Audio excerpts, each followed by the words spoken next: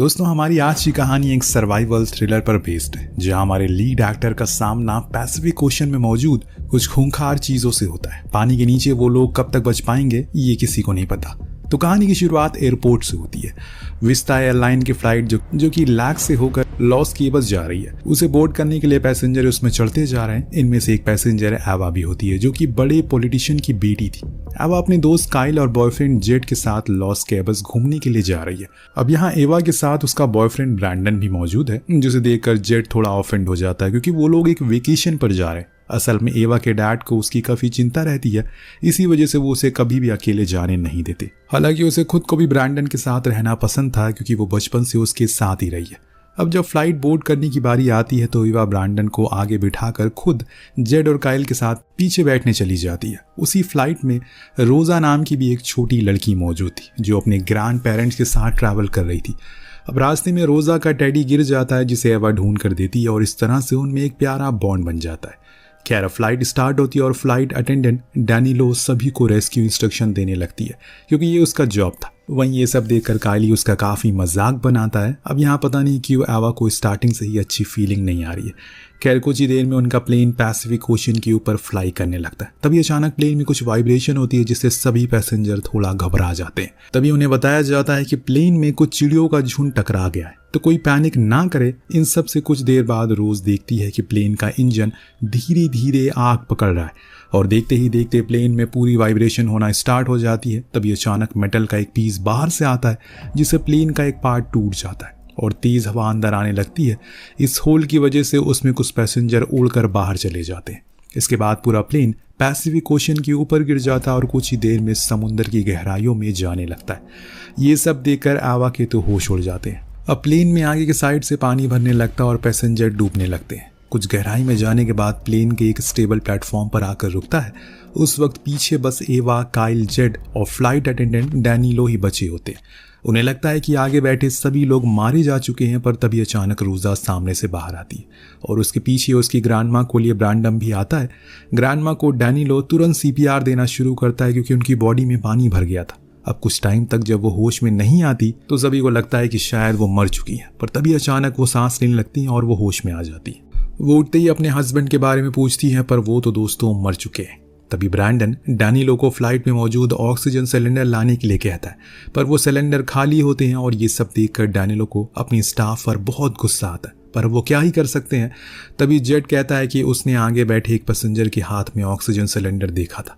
ये सुनकर ब्रैंडन उस सिलेंडर को लेने के लिए जाता है। तभी ग्रैंड माँ ब्रैंडम से उसके हस्बैंड की कैप भी लाने के लिए कहती है, ताकि वो उसे आखिरी निशानी के तौर पर अपने पास रख सके। इन सब के बाद ब्रैंडन फ्लाइट के आगे के हिस्से में जाता है। उसे ऑक्सीजन सिलेंडर और कैप दोनों मिल जाते हैं, लेकिन तभी उस पर एक टाइगर शार्क अटैक कर देती है। असल में फ्लाइट में हुए होल की वजह से वो शार्क प्लेन के अंदर आ गई थी। इधर दूसरी तरफ एवा ब्रैंडन के वापस आने का इंतजार कर रही होती है। कुछ देर बाद ब्रैंडन जब वापस आता है तो उन्हें अब सामान देता है। वो एवा से कहता है कि वो घबराए नहीं, कुछ ही देर में रेस्क्यू टीम वहां आ जाएगी। पर तभी अचानक वहां वो शार्क ब्रैंडन को पानी में खींच ले जाती है।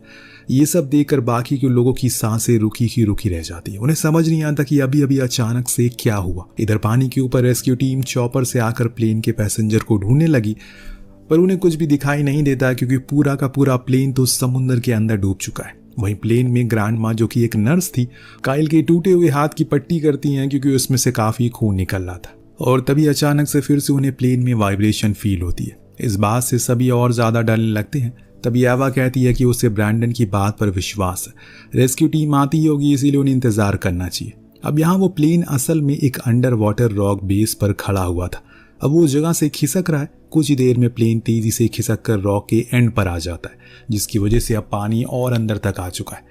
अगर वो प्लेन उस रॉक से गिरा तो वो सभी समुद्र की गहराई में चले जाएंगे, जहां से बचना नामुमकिन होगा, जिसका मतलब था कि उन्हें वहां से निकलना ही होगा। पर सवाल था कि कैसे, क्योंकि बाहर तो शार्क थी और वो उसी मौके का इंतजार कर रही है कब वो बाहर निकले और वो उन्हें अपना खाना बनाए। अब यहाँ आना सभी से कहती है कि उन्हें किसी तरह उन शार्क्स का ध्यान भटकाना होगा। उससे भी पहले उन्हें सभी के लिए कुछ स्कूबा सूट ढूंढने होंगे, ताकि वो लोग यहाँ से निकल सके। सभी को लग रहा है कि वो वहां से नहीं निकल पाएंगे। तभी एवा वॉशरूम जाती है और वहां बहुत रोती है, क्योंकि शायद उसे खुद भी पक्का विश्वास नहीं था कि वो बच पाएगी या नहीं। किसी तरह से उसे बाकी लोगों को इस बात पर यकीन दिलाना होगा कि वो सब बच जाएंगे, क्योंकि अगर उसने ऐसा नहीं किया तो सभी अपनी हिम्मत हार देंगे और यहीं मारे जाएंगे। वहीं दूसरी तरफ चॉपर से अब भी लोग उस प्लेन को लगातार ढूंढ रहे। तभी अचानक उन्हें प्लेन के कुछ पार्ट पानी के ऊपर दिखाई देते हैं, जिससे उन्होंने आइडिया हो जाता है कि शायद वो प्लेन पूरी तरह से डूब चुका है। इस वजह से वो उस एरिया का इंस्पेक्शन करने के लिए 2 डाइवर्स को नीचे भेजते और कुछ ही देर में उन डाइवर्स को प्लेन दिख भी जाता है। और उसी वक्त उन डाइवर्स को दूर से आते ही हुए रोजा देख लेती है और उन्हें देखकर सभी खुश हो जाते हैं। प्लेन विंडो की मदद से डाइवर उन्हें एश्योर करता है कि वो लोग उन्हें बचा लेंगे, लेकिन तभी पैसेंजर देखते हैं कि डाइवर के पीछे शार्क है। वो उस इशारे में खतरे के बारे में बताने की कोशिश भी करते हैं, लेकिन तब तक वो शार्क उसे मार डालती है। वहीं दूसरे डाइवर जो कि प्लेन के होल के पास आ गया था, उसे भी शार्क मारकर खा जाती है। ये सब देखकर उन लोगों की उम्मीद और भी ज्यादा कम हो जाती है।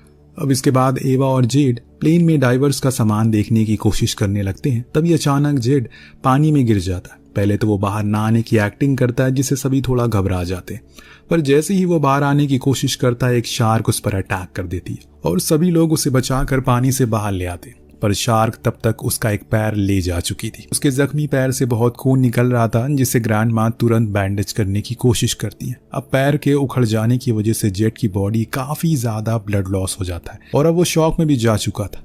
एवा उसे समझाने की कोशिश करती है कि उसे कुछ नहीं होगा और वो लोग उसे बचा लेंगे, लेकिन तभी डैनिलो कहता है कि लगेज एरिया में कुछ डाइविंग जैकेट थे और उसका एक हैच उसी एयर पॉकेट में था जहां वो सब फंसे हुए थे। अब ये सुनकर एवा एक रेड टॉर्च लेकर उस सामान को ढूंढने के लिए निकल जाती है। तभी अचानक टॉर्च की लाइट दिखना बंद हो जाती है, जिससे सभी को लगता है कि शायद एवा भी नहीं बची।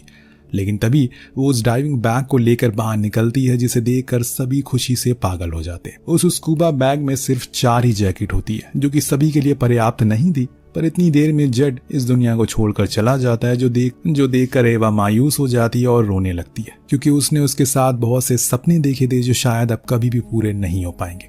ये सब देखकर ग्रैंड माँ एवा को समझाती है, क्योंकि वो उस ग्रुप की सबसे मेन प्लेयर थी। असल में एवा ने बचपन में ही अपनी मॉम को खो दिया था और आज कुछ ही पलों में उसने अपने खास दोस्त ब्रैंडन और अपने बॉयफ्रेंड जेड को भी खो दिया।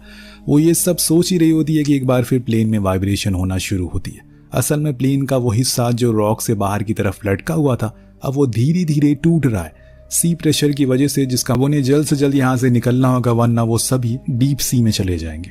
अब यहाँ एवा सभी को समझाती है कि उन्हें बबल्स क्रिएट करके शार्क को दूर रखना होगा, क्योंकि उनके पास सिर्फ 2 ही ऑक्सीजन सिलेंडर है और इस वजह से वो एक रोजा को देंगे, दूसरे से वो सभी मैनेज करेंगे। उन सभी को किसी भी तरह करके प्लेन के आगे वाले होल से बाहर निकलना होगा और उसके बाद उन्हें जैकेट में लगे रेड स्विच को दबाना होगा, जिससे वो बिना किसी प्रॉब्लम के सरफेस तक पहुंच जाएंगे।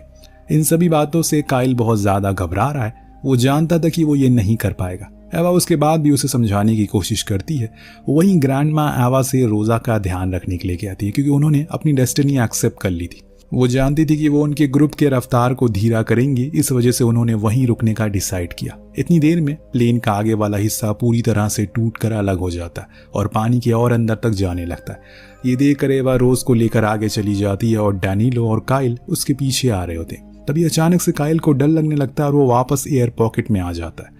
अब डैनिलो भी उसे समझाने के लिए वापस आता है, लेकिन इसी वक्त अचानक से एक शार्क काइल पर अटैक कर देती है, जो देखकर डैनिलो तुरंत एवा और रोज के पास वापस आ जाता है। अब प्लेन से बाहर जाने से पहले डैनिलो और एवा ऑक्सीजन सिलेंडर से ऑक्सीजन लेते हैं और एवा रोज को डैनिलो के साथ आगे जाने के लिए कहती है। अब प्लेन के होल में से निकलकर डैनिलो और रोज अपना रेड स्विच दबा देते हैं और बाहर की तरफ जाने लगते हैं। तभी अचानक पूरा का पूरा प्लेन तेजी से नीचे जाने लगता है, जिस पर अब एवा बाहर निकलने की कोशिश करती है तो रास्ते में उसे एक शार्क मिल जाती है, जो उसी की तरफ बढ़े जा रही थी। पर वो एकदम शांत खड़ी रहती है, जिस वजह से शार्क वहां से दूसरी तरफ चली जाती है। अब प्लेन जैसे ही डीप सी में जा रहा होता है, एवा भी पीछे की तरफ पुल हो रही थी और वो बड़ी ही मुश्किल से खुद को प्लेन से एग्जिट कर पाती है और वहां से बाहर निकल आती है। इसके बाद वो ऊपर आने की कोशिश करने लगती, लेकिन उसके पास इस वक्त ऑक्सीजन सिलेंडर है ही नहीं। इस वजह से बीच में ही उसकी बॉडी की पूरी ऑक्सीजन खत्म हो जाती है। वो बेहोश हो जाती है और कुछ देर बाद अचानक से उसे होश आता है और वो पानी के बाहर थी। उस वक्त वो डैनिलो और रोजा को आवाज देने की कोशिश करती है, पर कोई भी वहां नहीं होता, जिस पर उसे लगता है कि शायद उन्हें शार्क ने खा लिया। लेकिन तभी अचानक वो रेस्क्यू चॉपर वहां आता है और फाइनली एवा को रेस्क्यू कर लिया जाता है।